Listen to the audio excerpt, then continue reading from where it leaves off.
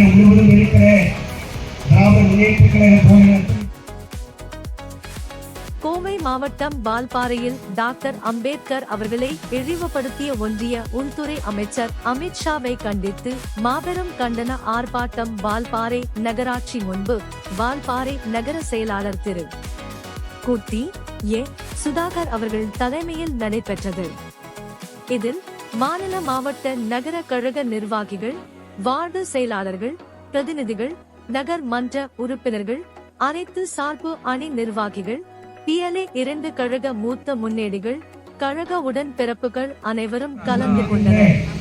தலைமை செயற்குழு உறுப்பினர் அன்புக்குரிய அண்ணன் கூலிக்கலை கணேசன் அவர்களே, வால்பாறை நகர தலைவி அன்புக்குரிய சகோதரியார்